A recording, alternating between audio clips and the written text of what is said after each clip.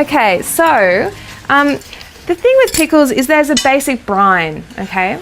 So a basic brine is just, this is one that I use all the time for my refrigerated pickles. 2 cups of vinegar, 2 cups of water, 2 tablespoons of salt, okay?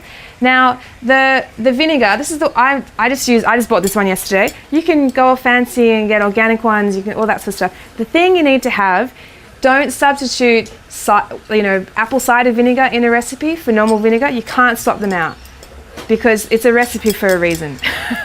It's been tested and that's going to taste good, okay?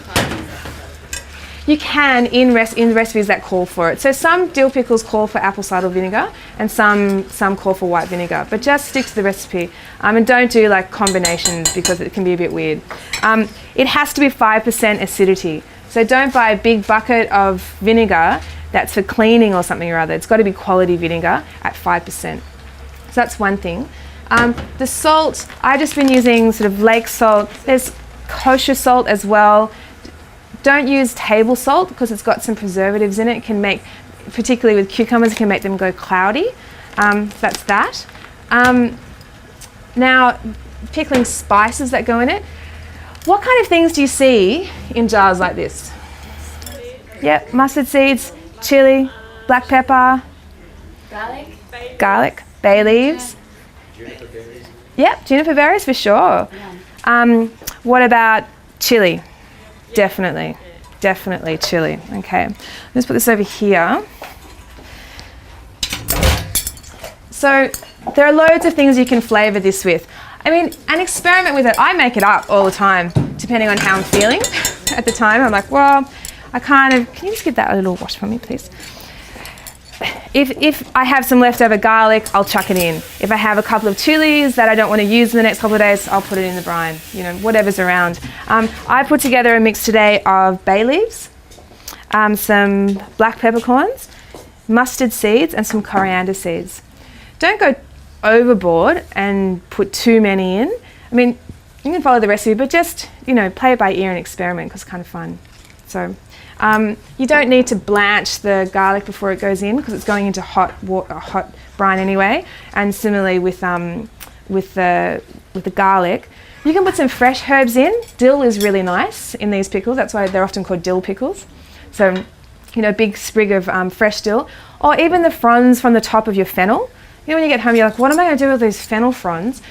The things that I do with fennel fronds, I'll bake fish on top of them, or I'll, put them through a salad or some pasta, like a smoked salmon pasta or something or other, but perfect in there as well. So, yeah. So let's make the brine. So any questions about that? Sorry, can you just say about the salt again? Okay. So the salt, I would not use that. That iodized salt. I wouldn't use that. I would use some cooking salt because it doesn't have the preservatives in it. So this is the same. This is lake salt. What about this Himalayan salt? You could, but it's expensive. Don't use expensive salt. There's no reason to use if you want to use, I love the Murray River salt. I think the best salt in Australia is the Murray River salt. It's Australian, and it's solving an environmental issue at the same time. So. The Himalayan one, that's fine. I would just not use really expensive salt, particularly if you're going to be using a lot of it. But does it have to be like non-iodized or something? Yeah. It doesn't blacken it? Yeah. Okay, where's my measuring cup? Here. Okay, so let's make a quick brine.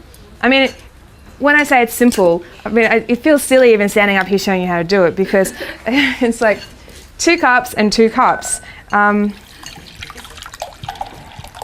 love doing salsas and South American kind of food, and to put it's lovely putting some really finely chopped red onion with a little bit of vinegar and just steep it for 10, 15, 20 minutes and then drain it off and then put that in the salad, and it tastes fantastic.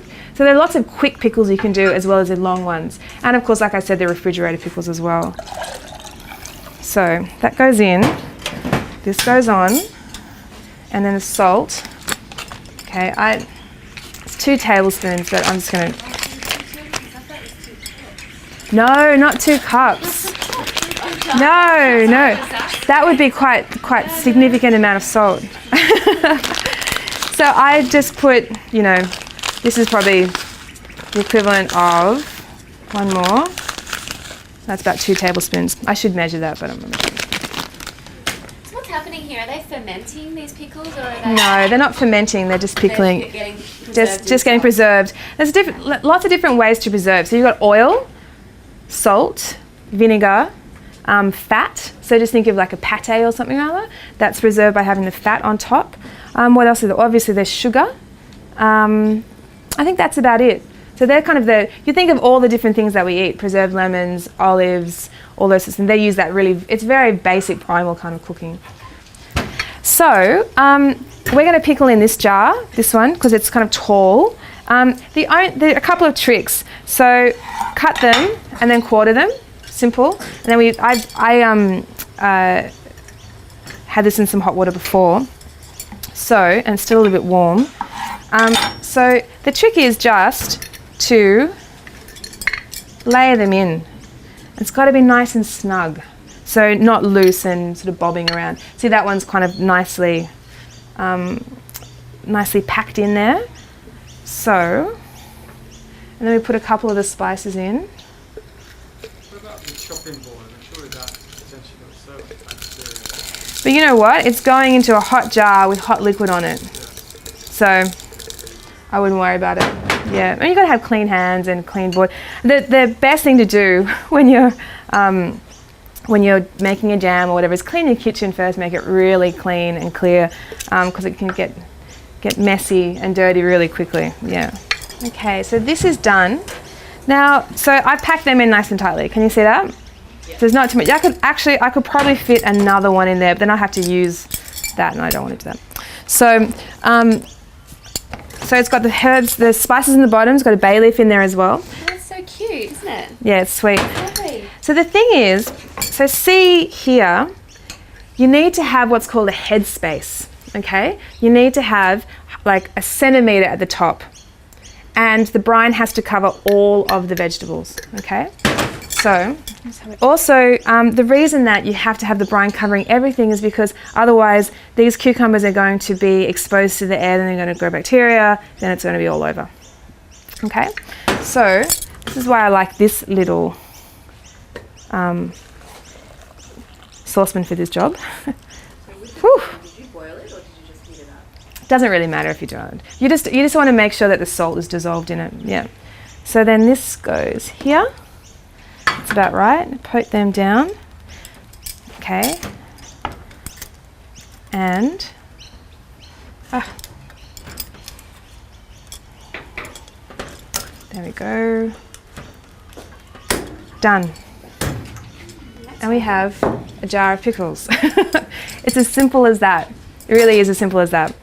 You can eat them in the next couple of days, or you can leave them, for a month or 2 months. You can leave them for the whole summer. It depends on the recipe, and also it depends on the method. So if you're doing them with these, I've had pickles that have been in jars for 1.5 years or 2 years or something, and they're totally fine. Like not unopened. Unopened. Yeah, once they're opened, straight into the fridge. So I put that into the fridge, and then we'll have some people over dinner. We'll take out a couple of them, replace them maybe with some carrots, and then I can replace them with some cauliflower that I have left over, or the same brine. You can keep using it, and I particularly like onions in there, really good. Leftover bits of onion, so you can do that. Not little, small, tiny. You don't want to dice it up. You want to have chunks, but you can keep that in the fridge, and then you can keep brining with that for as long as you want. Yeah. With pickles as well, I saw a fantastic version of this with star anise and a whole bunch of, sort of Southeast Asian spices. It was beautiful. I've seen shallots done like this. You can do whole chilies. So if you're at the farmer's market or somewhere and you see chilies on sale, all right, I'm going to, buy 1/2 kilo of those and do, a couple of jars of pickled chilies, which are awesome. So you can do a whole bunch of different things.